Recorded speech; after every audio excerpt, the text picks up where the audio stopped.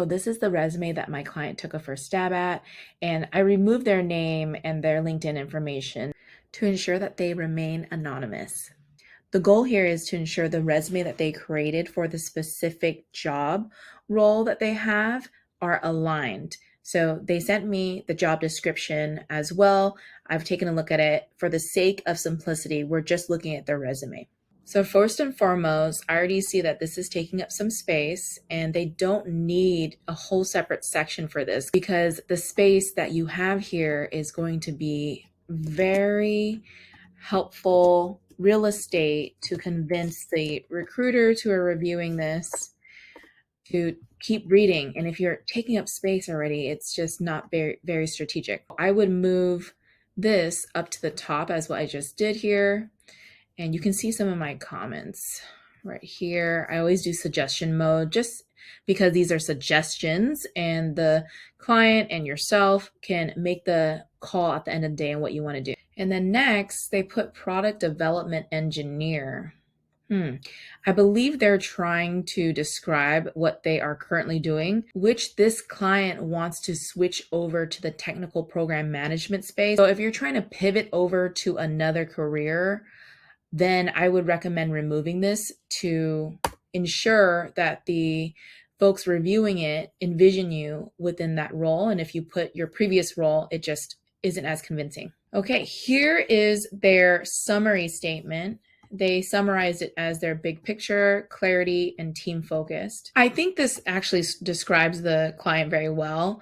However, it is taking up a lot of space. And once again, I care a lot about being very intentional about how you use this space. So we might be removing this or embedding this into the summary itself. First thing I see is this should not be in third person. This should be in first person because this is your resume. Client has technical backbone in electrical engineering. I wouldn't start off with this because as a reviewer of the resume, you can see that they already have electrical engineering. It's just repetitive. So I would actually remove this whole thing. He is then motivated, once again, let's do first person, by business and achievement and end user fulfillment. I think this is good. Business achievement and user fulfillment because this client is interested in diving into the business side a little bit more. Finally, he strengthens the value of engineers and leaders with his creative systems of organization and clarity. This is a claim that they strengthen values, right? And it's easier said than done. So I want to know, how did you do this? Because anyone can claim that they strengthen value, but it's more convincing if you tell us what skill sets you leverage. And you can tell that this client is going for the hybrid model where they're putting the role-related job responsibilities up top and then their core experiences towards the middle / towards the bottom, which totally works fine. And also I will highlight, you really need to pay attention to spacing. Like this, you don't need a double space here.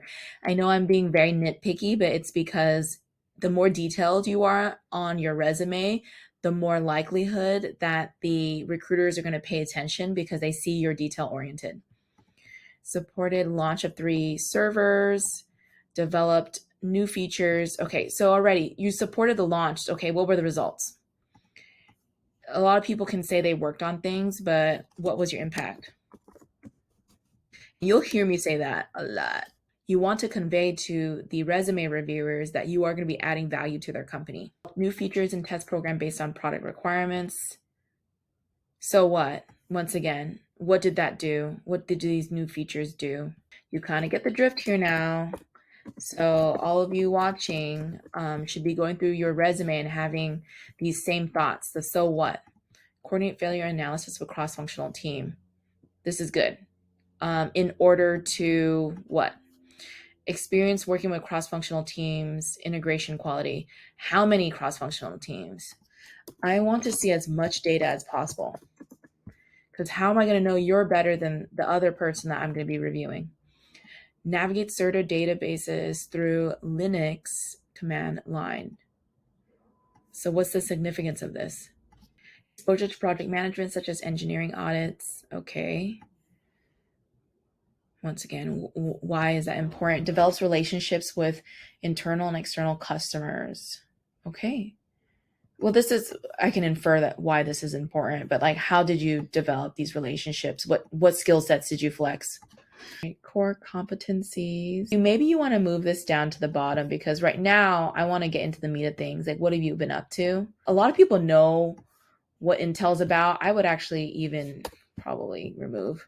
Increase data collection by efficiency by 200%, resulting in quicker failure analysis. Was this your greatest achievement? I always pay attention to the first bullet point because this should be the most impressive. If not, reprioritize based on significance. Okay. Recognized by Samsung internal customer for strong support and timely delivery. Did this result in an award? Because usually companies do like bonus recognition through this, which is good to note down. Own 10 official program released for 3 products over 6 months. Like, how is this compared to the average? Because what if there's someone else that's doing way more than you or way less? Like, we want to know what that scale is. Identify and corrected external errors in test instances, avoiding major delays. And did that result in saving money?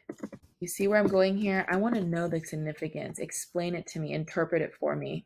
Let's move on to the education now. And most companies, if you've graduated about 2 to 3 years ago, you don't need your GPA. This client is kind of borderline. If you didn't have that great of a GPA, say it's 3.0 and below, I wouldn't mention it. So it's up to you. Usually what I would recommend folks to brainstorm about is think back about college. Did you get any awards or recognition? Did you do a lot of community service? Alternatively, were you recognized at your current job? So right here where they were recognized by internal customers, did you get that peer bonus or anything? You can always mention it here, but it's not necessary. You can always weave it into the rest of your experiences. Okay, let's move on to professional certificates and memberships or language. Business certification, what kind? Because that's pretty generic. Ending product management certification. Okay, well, this is good. I always think it's good, but like what kind? Once again, let's be specific because there's so many different ones out there. So this is a pretty short resume, and that's perfectly fine, especially since this client is somewhat of a new graduate. I would recommend for this client, because they're interested in technical program management, to think through what within their job role is very relative to program management. Everyone is a program manager of some sort. Did you own a certain project and did you lead it and did you have to coordinate amongst cross-functional folks? Because I saw that they experienced working with cross-functional teams. I think we should really highlight this more to convey that TPM.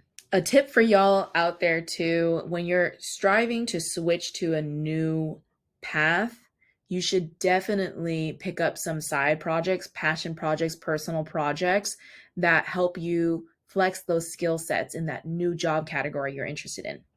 So if this client is interested in technical program management beyond taking those classes that they just mentioned on the bottom, what can you do on your own personal life to be a program manager? And it can even be you started a e-commerce business and you're program managing amongst your business partners and how to launch the product coming up. And this is the marketing plan in order to get buyers through the door. So there's a lot of different things you can do, and you can match it with your interests that you do personally as well. And that's totally okay to add to your resume, especially since this is a new graduate type of profile. Okay, well, I hope this was helpful for you all. If you need help going through your resume and getting feedback, you can always reach out to me down below. Don't forget to subscribe. Leave some comments if you have some advice for my client here and anything else you've seen work well within the resume and job searching space. See you next time.